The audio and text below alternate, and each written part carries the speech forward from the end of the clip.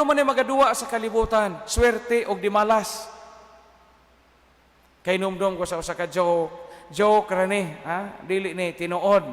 No, pero ang punto ani nga sa kalibutan naa ang paghukom sa tawag swerte o dimalas. Pero Ginoo ra gyud ang hingpit nga nahibaw unsa ang swerte o dimalas nga tinuod sa kinabuhi.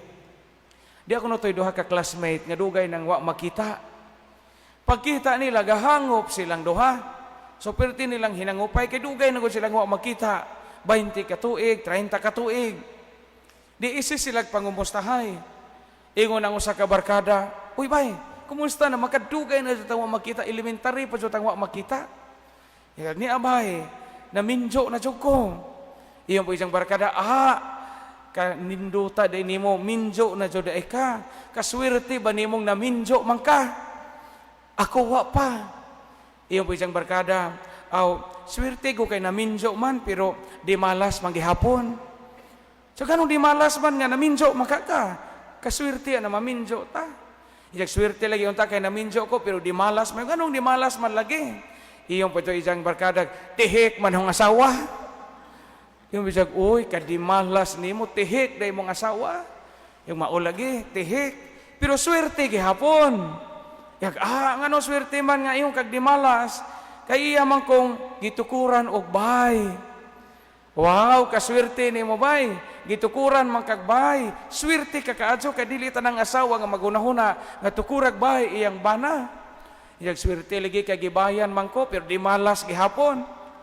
Yung anong di malas man gibayan makaka. Yung nasunog magamong bay. Yung uy, ka di malas ni mo, nasunog na inyong bay. Pastilan gibayan, unta ka pero nasunog. Ikaw mo'y kinadimalasan nga tao sa tibuok kalibutan. Yung bisag, di malas lagi ka nasunog kong bay, pero swerte gihapong bay.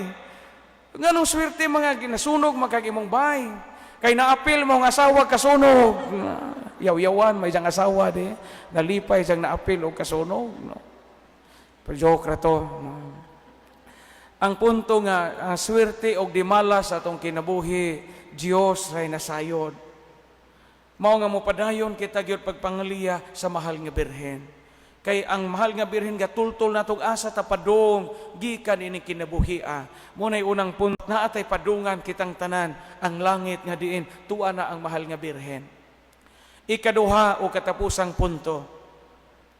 Kung naaday tay padungan sa kinabuhi, kung naaday tay direksyon sa kinabuhi, o gitultulan kita sa mahal nga birhen asa ta padung, samay atong buhaton, mauna nitong hagit. Ang hagit nato is ang pagkamalahutayon. Kanang giingog perseverance. Kanang di unta tamawad ag paglaom. Di tamawad ag gana nga maningkamot. Kanunay unta tang mulihok ug makakitag kadasig. Kabantay mo sa ebanghelyo nga gibasa karon sa atong diakono. Pagbisita sa mahal nga birhen ngadto sa ingigagaw nga si Santa Isabel, hingolpot si San Juan Bautista. Nalipay bisan si San Juan nga tuwa pa sa taguangkan siyang inahan nga si Santa Isabel. Ngano man diha ang inahan sa Dios. Maunta ni makaligo nato karon. Nga kada usa nato mahimong kadasig, mahimong inspirasyon ug mahimong tuburan sa kalipay taliwa sa kalisod ug ngiob nga dagan sa atong kinabuhi. Padayon ta sa atong panaw kay naha ang birhen hinguban nato. Kay importante kana ang paglahutay. Kay usahay kita may mosabot sa ato nga mga panghitabo unya mawad-an hinuon tagkadasig. Kinumdum ko day usa ka pamilya sa mga mag-uuma, pobre sila kaayo. Na ilang trabaho pagpamuhi ra, kabaw, baka, kanding, manok. Mura to ilang isaligan aron sila mabuhi. So sa kaadlaw ni Ana, namatay mag-ilang kabaw. Guol kaayo ang amahan, namatay galit ilang kabaw. Ingon ang amahan, mga anak, wa ta mahibaw unsa kay atong dangatan, namatay ang atong kabaw. Unsaon maning namatay naman ni ato ning isudan kay aron maka-save tag budget. Namatyan patag kabaw, kinila lang atong isudan. So, pila ka semana kasudan sila karning kabaw.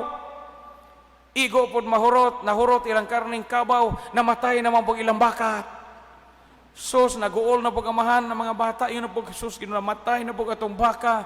Baka na po kay itong sudan ani kay pagkamatay sa itong kabaw, gipasudan man tan tatay o kabaw. Sus, wa jud maogyod. Ingon na pog tatay, mga anak, namatay na pog atong baka. Baka na po itong isudan. Sus, pila ka semana na po nilang sinudan ay karning baka. Hapit na mahurot ang karning baka, namatay na mapog ilang mga kanding. Sus, naguol na pog amahan, ingog mga anak, kanding na po'y atong ihawon, aron atong isudan, kay samot na taga-apikin na nga matay itong hayop. Kanding na po ilang isudan, 2 ka semana. Pag humagkanding, nangamatay na po ilang mga manok. Sus, pirti ng guula, unsa man dyan mensahe sa Ginoo, namatay itong kabaw, baka, kanding og manok.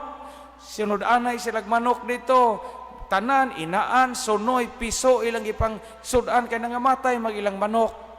Guol na kayong mga bata. Sus, pila naman takabuhan aning gipakaon ni tatay o patay. Patayng kabaw, baka, kanding og manok. Hapit na mahurot ilang manok, namatay ang ilang lolo. Sus, pagkamatay sa ilang lolo, gamiting ng mga bata, manglayas ta dinhi kay basig si lolo ipakaon nato. Usahay nang laya sila kay basig ilang lolo mo ipakaon kay namatay mo pug ilang lolo. Usay daghan tag mga negative interpretation sa atong kinabuhi. Ug nga na ang atong pangunahuna, di na ta maka-move on.